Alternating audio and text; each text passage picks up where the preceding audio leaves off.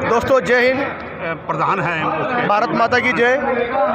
अपने यहाँ पे कुछ संगठन के प्रेसिडेंट एंड वाइस प्रेसिडेंट आए हैं, उनके भी कुछ हम OROP के और MSA पे के बारे में, पे कमीशन के बारे में और जंतर मंतर के पूरे भारत में जमे हुए जितने सारे सैनिक भाई हैं, इन सब के बारे में जो सोच और जो विचार है इनसे हम ले रहे हैं। मैं PA पाटिल जय हिंद सैनिक संस्था संस्थापक अध्यक्ष महाराष्ट्र राज्य एक बाइट सभा केवल लेता हूँ।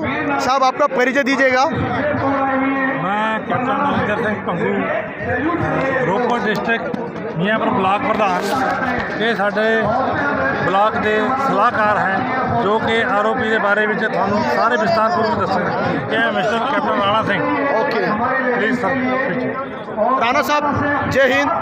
आपके जितनी सोच है, पहला पे कमीशन से या जब से आप भर्ती हुए उस तारीख के बाद जो आपको नॉलेज होगा, जो आपको पता होगा, उसके बारे में थोड़ा बताइएगा, जिन्हें हम जवानों को और अपने दोस्तों को ये शेयर करके बता सकें कि सच्ची कहानी क्या होती है। देखो, मैं 27 दिसंबर 1966 को मैं फौज में भर्ती होता है एज ए सोल्जर।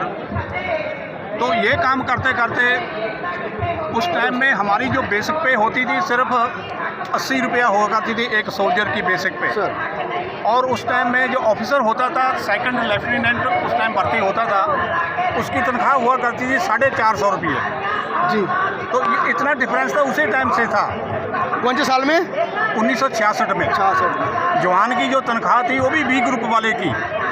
मैं बी ग्रुप में भर्ती हुआ था। जो बी ग्रुप से नीचे वाले थे, जो C, D, E वाले, उनकी तो 60 रुपये थी मतलब। और अफसर की जो तनख्वाह थी वो थी 450 रुपया उस टाइम में, एक सेकंड लेफ्टिनेंट जो आता था सर। तो आज जो मतलब है एक जवान की जो सैलरी है वो बड़ी मुश्किल से जो आज जवान भर्ती होता था उसकी 10-15 हज़ार 18 हज़ार रुपये से ज़्यादा नहीं है। और जो एक सेकंड लेफ्टिनेंट आता है उसकी कम से कम 1.25 लाख रुपया उसकी सैलरी है आज की डेट में। ये डिफरेंस है। ये आपके दो पे कमीशन 2 से और 3 से क्या क्या फर्क नज़र आ रहा है आपको? अब जो पे कमीशन जो मैंने जो देखा है, मेरे सामने जो पे कमीशन आया है, थर्ड पे कमीशन आया जो 1 जनवरी 1973 से आया था, उसमें भी जवान की जो सैलरी थी, उसकी जवान की जो सैलरी थी वो नहीं बढ़ी है।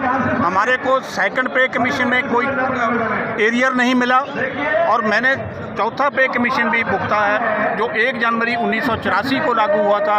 उसमें भी हमारे को कोई भी एरियर नहीं मिला था, बल्कि हमारा जवान का रिकवरी हुआ था। उस टाइम मैं एज ए हौलदार नौकरी कर रहा था, हमारी रिकवरी हुई थी, हमारे को एरियर नहीं मिला था। जबकि अफसर को उस टाइम भी कई लाख रुपए का एरियर उस टाइम मिला था। अब जब आकर के 1 रैंक 1 पेंशन की बात चली है तो ये मांगा गया था कि ठीक है, अफसर को जो देना है आप दीजिए। वैसे तो रूल के मुताबिक जो कोश्यारी रिपोर्ट है उसके मुताबिक अफसर को 1 रैंक 1 पेंशन लागू ही नहीं है। क्योंकि एक अफसर 55 साल से लेकर के 60 साल तक नौकरी करता है और अपनी पूरी की पूरी जितनी इंक्रीमेंट होती है वो ले लेता है। एक जवान जो है वो 17 साल में रिटायर हो जाता है तो उसकी 34 साल की उम्र होती है उस टाइम में। अगर वो JCO बन के तो 45 साल में रिटायर हो जाता है तो ज़्यादा से ज़्यादा उसको 50% इंक्रीमेंट मिलती है, उसके मुताबिक उसकी पेंशन फिक्स होती है। इसलिए ये जो 1 रैंक 1 पेंशन थी ये सिपाही टू ऑनरी मतलब अफसर तक ही लागू थी। पर हुआ है अनफॉर्चुनेशन ये है, हम मोदी सरकार को भी इसका उलाना देते हैं और उनको वार्निंग भी देते हैं कि मोदी साहब आप सुधर जाइए।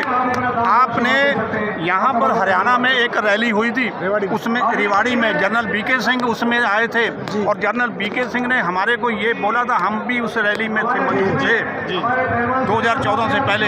इन्होंने बोला था कि जैसे ही हमारी सरकार बनेगी हम कोश्यारी रिपोर्ट के मुताबिक आपको 1 रैंक 1 पेंशन, रिपोर्ट के मुताबिक एक